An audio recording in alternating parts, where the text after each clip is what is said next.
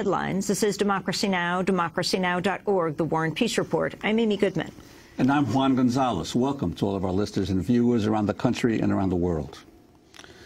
The Academy Award-nominated filmmaker Josh Fox was handcuffed and arrested Wednesday as he attempted to film a congressional hearing on the controversial natural gas drilling technique known as fracking. Fox directed the award-winning documentary Gasland and is now working on a follow-up. Fox says he was arrested after Republicans refused to allow him to film because he did not have the proper credentials. Video was posted online showing Fox being escorted out of the hearing room in handcuffs.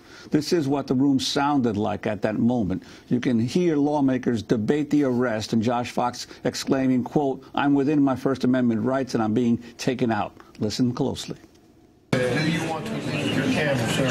You're under the same rules as regular staff. Several times now. Okay. Do your duty, officer. Sir, turn it to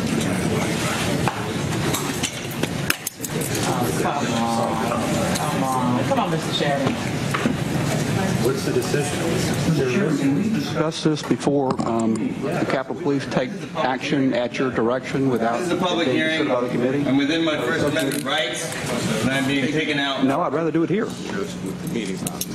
Well, but before the meeting has begun and before the subcommittee's had a chance to discuss the issue, this guy's being led away in handcuffs. I'd like to move that he be allowed to film this meeting. We're not doing a hearing. Well, then can you gavel the hearing in before this guy's discretion? What's the transparency that you're talking about? Moments after Director John Fox was arrested inside the hearing in the House Subcommittee on Science, Space, and Technology, the subcommittee's chair, Republican Congressmember Andy Harris of Maryland, defended the decision to have the filmmaker removed. 9. The following shall apply to coverage of committee meetings or hearings by audio or visual means. Subsection J is very clear. Personnel providing coverage by the television and radio media shall be currently accredited to the radio and television correspondence galleries, and that personnel providing coverage by still photography shall be currently accredited to the press photographers galleries. Obviously, someone who records this hearing is to be credentialed. I will remind the members of the audience and the ranking member that on the House floor, you can't even bring a cell phone into the gallery. So we allow cell phones here, but we do draw the line at what recording devices, when you use a recording device, that you have to be credentialed. Democrats on the committee attempted to postpone the hearing a week in order to give Josh Fox time to acquire the proper credentials. Congressmember Brad Miller of North Carolina is the top Democrat on the subcommittee. Mr. Chairman, I move, in addition to the fellow who's just escorted out, who I understand was not credentialed, although he's, I understand, filming an HBO documentary, an ABC crew showed up earlier, and they were turned away on the stated reason that they had not requested to film in advance. I think all those rules are to control access where there's limited access. It is very clear that we have space in this room for either of them to testify or to film this hearing. If you claim that rule does not provide, does not allow them to film, or more accurately allows you the discretion, the majority, the power to turn them away, I move that the rules be suspended to the end, that the HBO the fellow who wanted to film for HBO be allowed to film this hearing, and that ABC News be allowed to film this hearing, and all God's children be allowed to film this hearing until the room is too full to conduct our business. Wednesday's hearing focused on a recent Environmental Protection Agency draft report that linked contaminated water supplies in Wyoming to chemicals used in hydraulic fracturing. While a lobbyist from the Western Energy Alliance testified at Wednesday's hearing, no local residents impacted by the water contamination were invited to speak. Joining us now from Washington, D.C. is filmmaker Josh Fox. With us also via Democracy Now! Video stream is John Fenton, who is a Wyoming farmer and chair of the Pavilion Area Concerned Citizens. Josh, it's good to have you out of jail. Explain exactly why you were in that hearing yesterday and what happened as we listened to the debate between the Democrats and the Republicans as you were being handcuffed by police and taken out of the room. Good morning, Amy and Juan, and certainly hi to John Fenton. Nice to see you. Basically, I was there to report on a story that I've been following very closely for 3.5 years. John and his fellow people from Pavilion, I've been documenting their cases of water contamination for 3 years, and it's featured in the first film, Gasland. We continue to feature that in Gasland, too. So this was a crucial hearing for us to tape, because what was going on there was a clear and brazen attack on the EPA and on the meticulous 3.5-year investigation that took place in the small town of Pavilion, Wyoming, to expose a link between fracking and groundwater contamination. And this is the first case in which EPA has come out and said, at least in this last 10 years, that the likely cause of groundwater contamination was fracking. And what was apparent to us was that this was going to be an attack on science from within the Science and Technology Committee, that they had a panel that was stuffed with gas industry lobbyists, that there was this was actually a way of trying to dismantle this EPA report. We wanted to be there to show that that was what the agenda was. We wanted to report on what happened. I was not interested in disrupting that hearing. It was not a protest action. I was simply trying to do my job as a journalist and go in there and show to the American people what was transpiring in that hearing, so that down the line, because we know there will be a lot of challenges mounted to that EPA report, and frankly to the people in Pavilion who have been sticking up for themselves and demanding an investigation into the groundwater contamination, and to make sure that people could view that in a larger form than usually happens. And Josh, the attacks have come not only through this congressional investigation on the EPA report, but also from local press in Wyoming as well. Obviously, there are huge implications nationwide for what the results of this study show.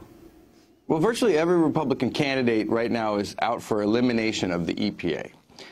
Which shows the deep, deep influence of oil and gas on Congress and on the Republican Party.